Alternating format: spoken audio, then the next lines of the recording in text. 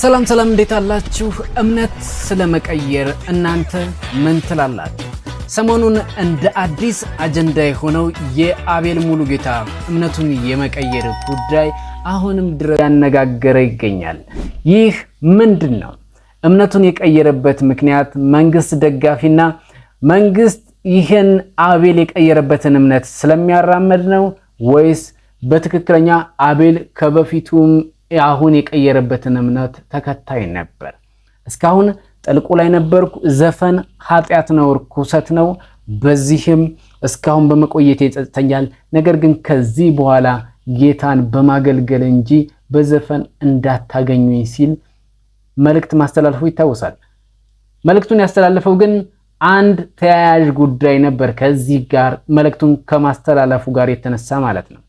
ቴዲ አፍሮ በአለፈው በይፋዊ መግለጫም ባይሆን በሚያዝያ 11 አልበሙን እንደሚለቅ አሳወቀ የሚል መረጃ ወጥቶ ነበር።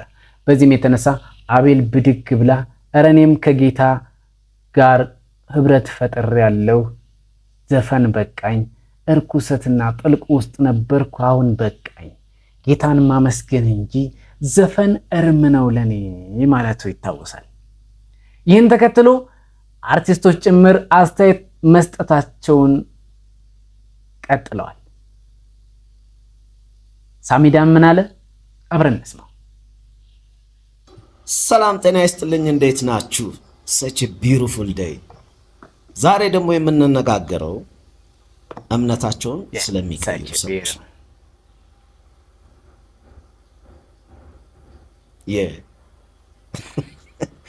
በተለይ ደግሞ ሙዚቀኛ ሆነው ወይ ድምፃውያን ሆነው ከኦርቶዶክስ ቤተ እምነት ሙሉ የያዘበት ነው ፕሮቴስታንት ቤተ እምነት የሚቀይሩ ማለት ነው። እኔ እንግዲህ በፋሚሊ ሁለቱም አሉ፣ ፕሮቴስታንትም አሉ ኦርቶዶክስም አሉ። ሶ I don't have any problem። የኔ ዛሬ ውግንነት ከሙዚቃ ጋር ከሙዚቃ አንፃር ነው። ምንም ችግር የለም። ሙዚቀኛ ከመሆን አንፃር ነው። እነዚህ ሰዎች እነዚህ ድምፃውያን እምነታቸውን ሲቀይሩ ብዙ ጊዜ የሚሰጡት መግለጫ ነው የሚገርመኝ። ጥልቅ ውስጥ ነበርን ነው የሚሉት። ጥልቅ ውስጥ የትኛው ጥልቅ ነው? ሶ ለምሳሌ ፕራይም ታይማቸው ላይ ደግሞ አይደለም የሚቀይሩት እምነታቸው። ፕራይም ታይም ማለት ለምሳሌ ዘፈን አድርገ ዘፈኑ ታውቆ አልበምን ሊሆን ይችላል ሲንግል፣ ከዛ ቱር ትወጣለ። ያኔ ነው ትኬት እንትን ሙሉ ተችሎ ሰው ደግሞ በጣም በቃ ፍቅሩን አፕሪሺዬሽኑን ያሳያል እዛ አብሮ አንተ ጋር ምናምን።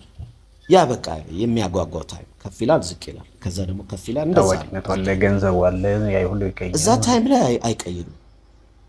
ያቺ ክሬሟ ታይም ዝቅ ጅቡ ሲል እና ብዙ መውጣት የማይችሉት ከመሰላቸው ይቀይራሉ እና ጥልቁ ነው ይላሉ። አሁን በዚህ ጊዜ በጣም አስቸጋሪ የሆነው ምን እንደሆነ ታውቃላችሁ?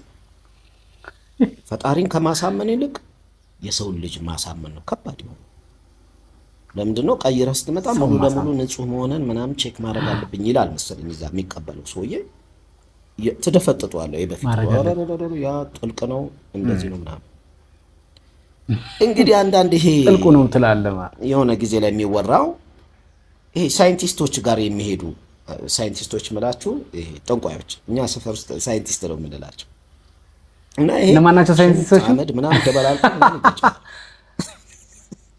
እነዛ ሳይንቲስቶች ጋር ሄደው የሚካድሙ ካሉ ኦኬ ያ ሜቢ እንግዲህ ተቃሰራ ሊሆን ይችላል አይደል? ግን እዛ አመድ ውስጥ ያለ ሰውዬ ህይወትን ተንቢዮ ይቀይራል ብሎ ማሰብ በራሱ በጣም የሚያስገርም ነው። ኤኒዌይስ እንደዛም ከሆነ ኦኬ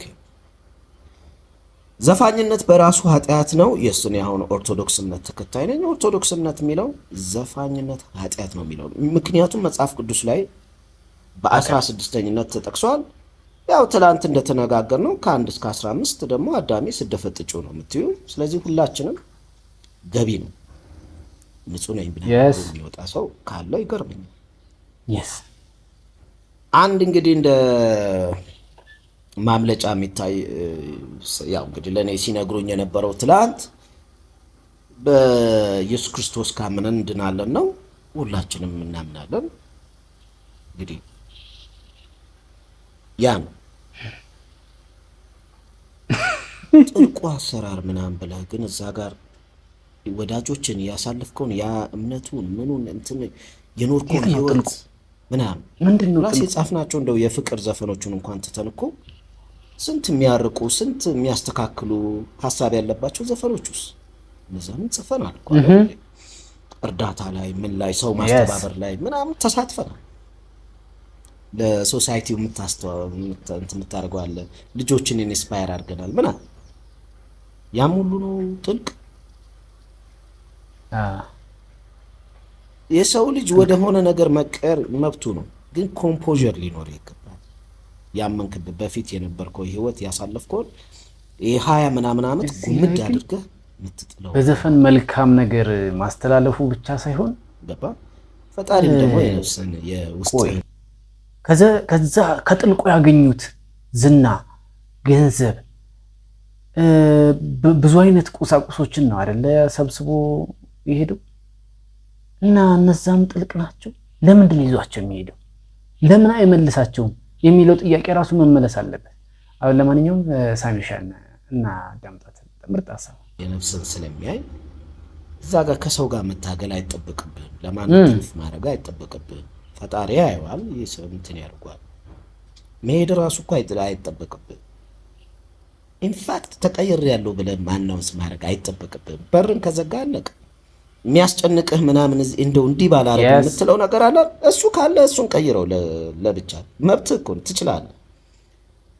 ወጥተህ መደፍጠጥና ይሄ እንትኑ ማድረጉ ግን እንግዲህ የትራንስፈር ማኒ ካለው እዛ ካለው ማድረግ ችግር የለው። ቻፓው ካለው ማለት ነው። ያው እዛ ኮንትራቱ ላይ ሊል ይችላል። ትሩ ጄኒውን የሆነ መደምሰስ አለበት ማድረግ አይጠበቅም። ተጸጽተህ አይደል የሆነ ነገር ረብሽው አይደል። እኔ አሁን ባለሁበት በጣም ደስተኛ ነኝ። በቃ ደስ የሚል ህይወት ነው ምኖር እና ምንም የሚረብሽኝ ነገር የለም። አንተ ረብሽኛል ካልክ ግን ፊክስ ማድረግ ትችላለህ። ብዙ ትማር እና ቆረጥ አርገና ያስደመጥኳችሁ ተጨማሪ ነገርም ብሏል። እንግዲህ ይሄው ነው የአቤል ጉዳይ ማለት ነው። እንግዲህ መልካም የጌታ ጊዜ ይሁንልህ አቤል ሙሉጌታ ብለናል። እናንተስ ስለ አቤል ሙሉጌታ ምን ትላላችሁ? ሐሳብ አስተያየታችሁን አስቀምጡልን። በቀጣይ ቪዲዮ እስከምንገናኝ መልካም ጊዜ ይሁንላችሁ። ስለነበረን ጊዜ እናመሰግናለን።